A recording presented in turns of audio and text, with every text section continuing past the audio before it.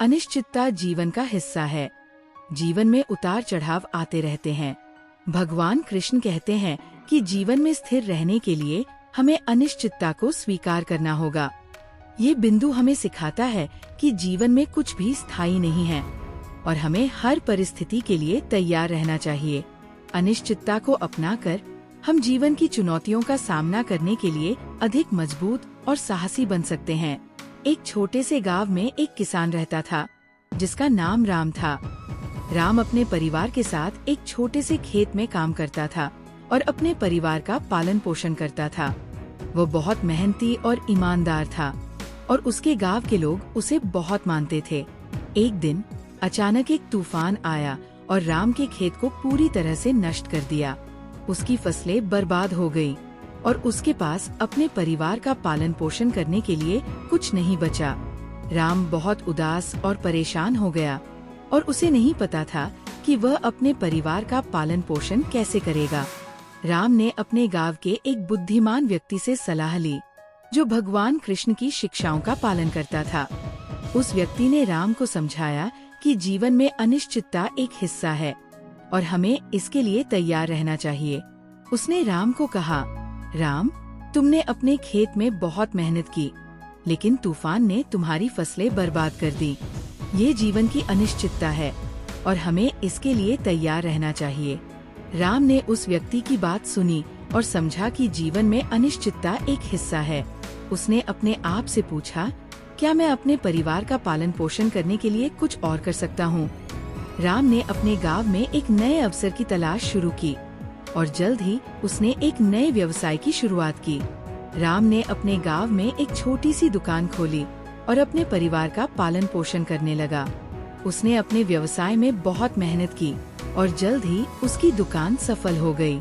राम के परिवार को फिर से सुख और समृद्धि मिलने लगी और वह अपने गांव के लोगों के लिए एक प्रेरणा बन गया। राम की कहानी हमें सिखाती है कि जीवन में अनिश्चितता एक हिस्सा है और हमें इसके लिए तैयार रहना चाहिए। जब राम के खेत को नष्ट कर दिया गया तो उसने हार नहीं मानी। उसने अपने आप को अनुकूल बनाया और एक नए अवसर की तलाश की। राम की कहानी हमें यह भी सिखाती है कि जीवन में सफलता और असफलता दोनों आते हैं और हमें दोनों के लिए तैयार रहना चाहिए। अनिश्चितता को अपनाने से हमें कई लाभ हो सकते हैं। अनुकूलन क्षमता।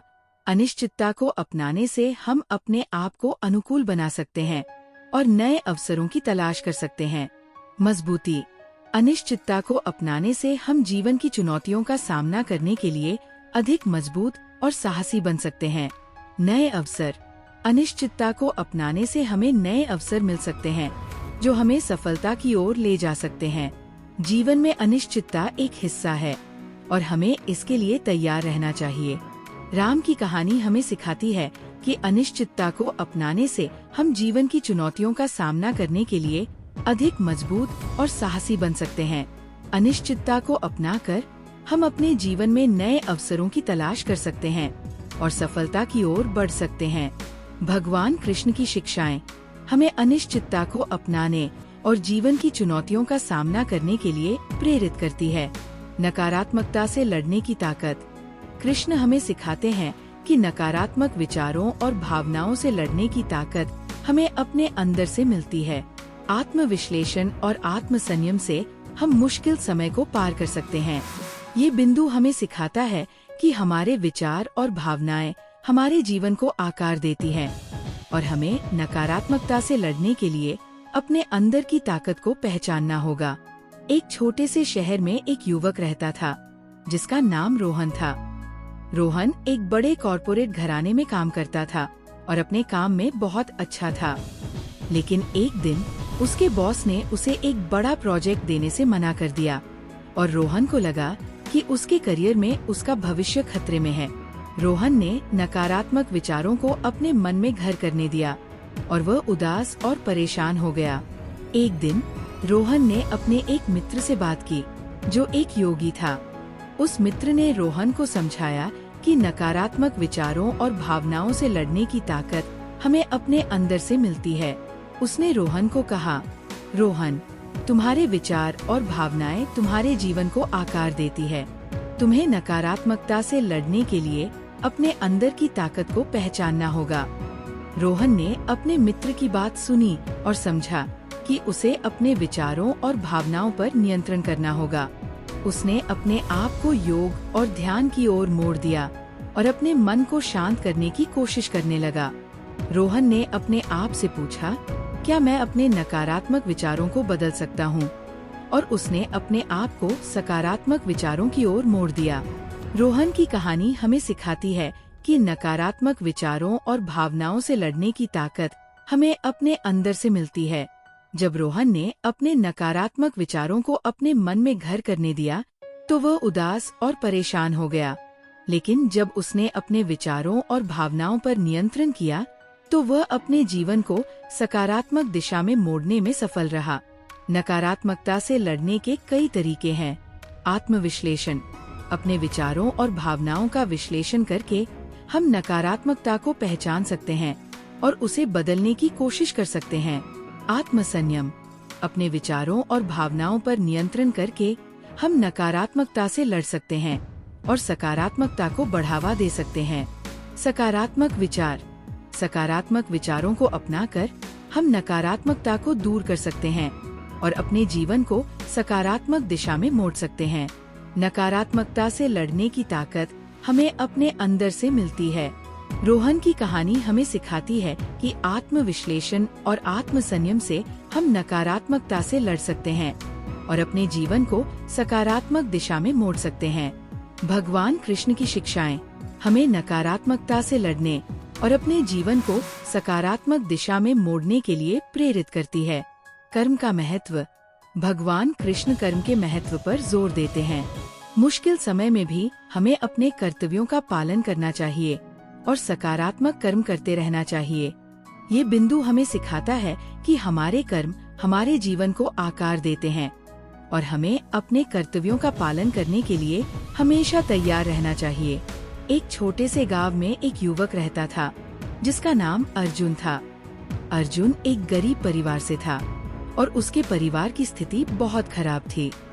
लेकिन अर्जुन ने अपने परिवार की स्थिति को सुधारने के लिए कड़ी मेहनत करने का फैसला किया।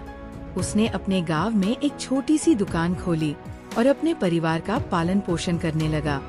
लेकिन अर्जुन के गांव में एक बड़ा तूफान आया और उसकी दुकान को नुकसान पहुंचा। अर्जुन की दुकान की सारी सामग्री खराब हो गई और उसके पास अपने परिवार का पालन पोषण करने के लिए कुछ नहीं बचा। लेकिन अर्जुन ने हार नहीं मानी। उसने अपने कर्तव्यों का पालन करने के लिए फिर से कड़ी मेहनत करना शुरू किया। अर्जुन ने अपने गांव के लोगों की मदद से अपनी दुकान को फिर से बनाने की कोशिश की। उसने अपने कर्तव्यों का पालन करने के लिए दिन रात काम किया और जल्द ही उसकी दुकान फिर से चलने लगी।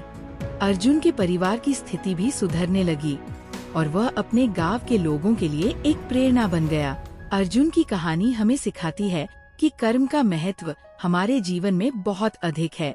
जब अर्जुन की दुकान को नुकसान पहुंचा, तो उसने हार नहीं मानी।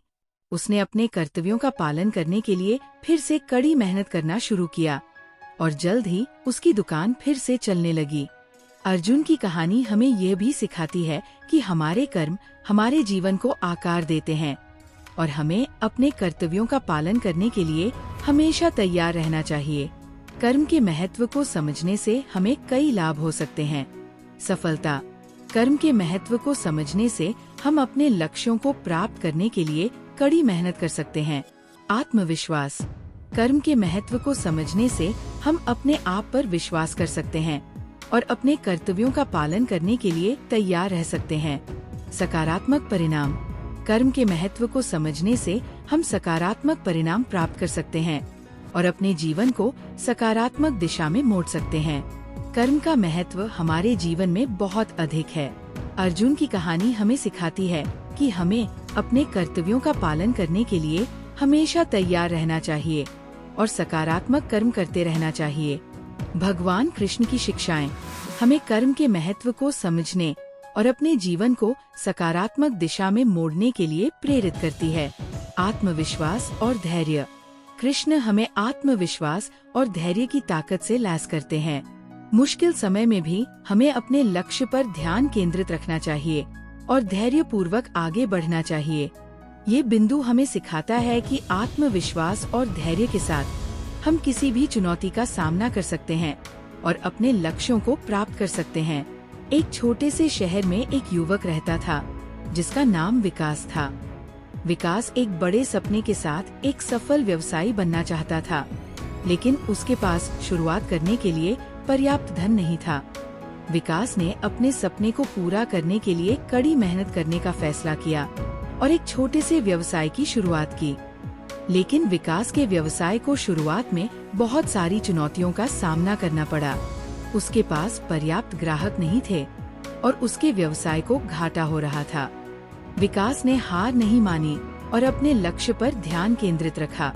उसने अपने व्यवसाय को सुधारने के लिए नए तरीके ढूंढने शुरू किए और धैर्यपूर्वक आगे बढ़ता रहा। विकास ने अपने व्यवसाय को सफल बनाने के लिए दिन रात काम किया और अपने उत्पादों को बेहतर बनाने के लिए नए विचारों को अपनाया। धीरे धीरे विकास के व्यवसाय में सुधार होने लगा और उसके ग्राहकों की संख्या बढ़ने लगी। विकास का व्यवसाय सफल हो गया और वह अपने सपने को पूरा करने में सफल रहा। विकास की कहानी हमें सिखाती है कि आत्मविश्वास और धैर्य के साथ हम किसी भी चुनौती का सामना कर सकते हैं और अपने लक्ष्यों को प्राप्त कर सकते हैं। जब विकास के व्यवसाय को शुरुआत में चुनौतियों का सामना करना पड़ा, तो उसने हार नहीं मानी। उसने अपने लक्ष्य पर ध्यान केंद्रित रखा और धैर्यपूर्वक आगे बढ़ता रहा, जिससे उसके व्यवसाय में सफलता मिली। आत्मविश्वास और धैर्य के कई लाभ हैं। सफलता, आत्मविश्वास और धैर्य के साथ हम अपने लक्ष्यों को प्राप्त कर सकते हैं और सफलता प्राप्त कर सकते हैं।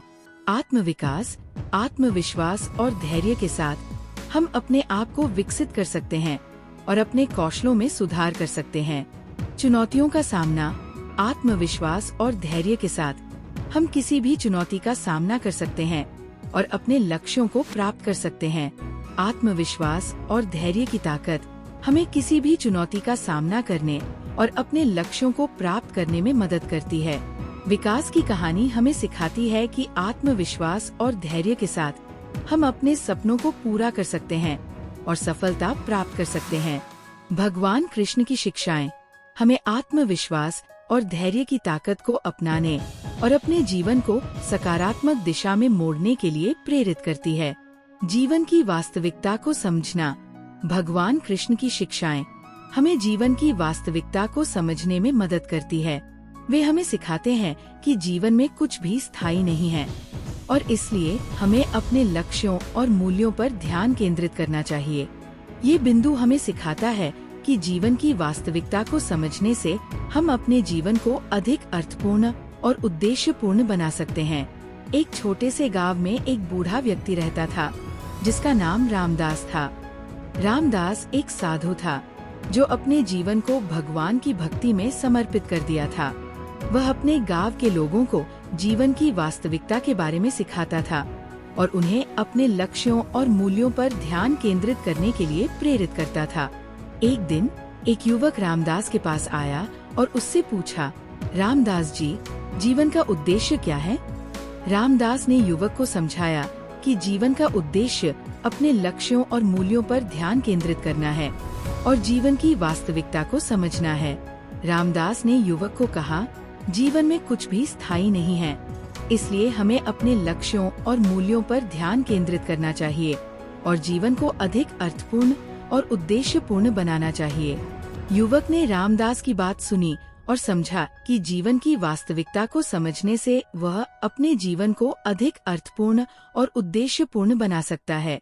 उसने अपने लक्ष्यों और मूल्यों पर ध्यान केंद्रित करना शुरू किया और जीवन को अधिक सकारात्मक दिशा में मोड़ दिया।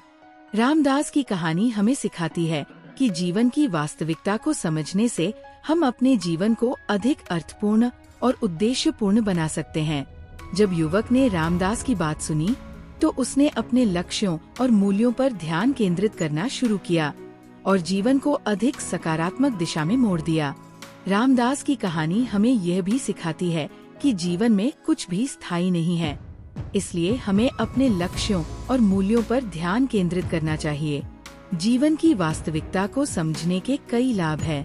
अर्थपूर्ण जीवन। जीवन की वास्तविकता को समझने से हम अपने जीवन को अधिक अर्थपूर्ण और उद्देश्यपूर्ण बना सकते हैं। सकारात्मक दिशा। जीवन की वास्तविकता को समझने से हम जीवन को अधिक सकारात्मक दिशा में मोड़ सकते हैं। आत्मविकास। जीवन की वास्तविकता को समझने से हम अपने आप को विकसित कर सकते हैं और अपने कौशलों में सुधार कर सकते हैं। जीवन की वास्तविकता को समझना हमारे जीवन को अधिक अर्थपूर्ण और उद्देश्यपूर्ण बनाने में मदद करता है। रामदास की कहानी हमें सिखाती है कि जीवन की वास्तविकता को समझने से हम अपने लक्ष्यों और मूल्यों पर ध्यान केंद्रित कर सकते हैं और जीवन को अधिक सकारात्मक दिशा में मोड़ सकते हैं। भगवान कृष्ण की शिक्षाएं हमें जीवन की वास्तविकता को समझने और अपने जीवन को अधिक अर्थपूर्ण और उद्देश्यपूर्ण बनाने के लिए प्रेरित करती है।